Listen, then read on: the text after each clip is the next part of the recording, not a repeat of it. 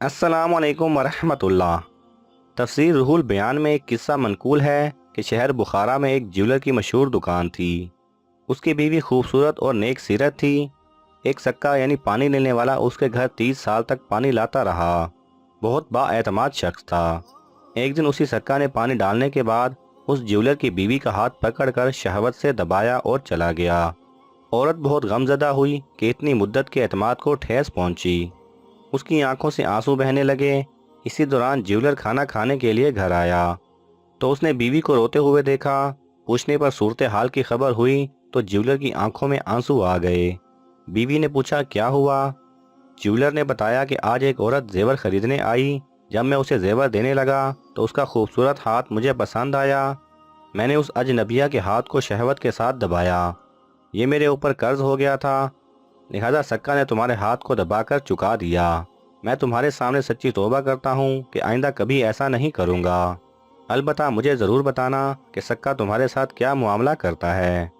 دوسرے دن سکا پانی ڈالنے کے لیے آیا تو اس نے جیولر کی بیوی سے کہا کہ میں بہت شرمندہ ہوں، کل مجھے شیطان نے ورغلا کر برا کام کروا دیا۔ میں نے سچی توبہ کر لی ہے۔ آپ کو میں یقین دلاتا ہوں کہ آئندہ ایسا کبھی نہیں ہوگا۔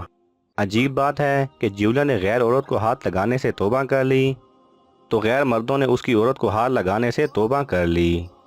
ایک بادشاہ کے سامنے کسی عالم نے یہ مسئلہ بیان کیا کہ زانی کے عمل کا قرض اس کی اولاد یا اس کے اہل خانہ میں سے کسی نہ کسی کو چکانا پڑتا ہے۔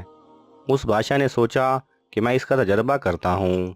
اس کی بیٹی حسن و جمال میں بے مثال تھی۔ اس نے شہزادی کو بلا کر کہا کہ عام سادہ کپڑے پہن کر اکیلی بازار میں جاؤ، اپنے چہرے کو کھلا رکھو اور لوگ تمہارے ساتھ جو معاملہ کریں وہ ہو بہو آ کر مجھے بتاؤ۔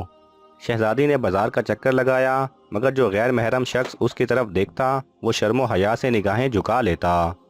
کسی مرد نے اس شہزادی کے حسن و جمال کی طرف دھیان ہی نہیں دیا۔ سارے شہر کا چکر لگا کر جب شہزادی اپنے محل میں داخل ہونے لگی تو راہداری میں کسی ملازم نے محل کی خادمہ سمجھ کر روکا، گلے لگایا، بوسہ لیا اور بھاگ گیا۔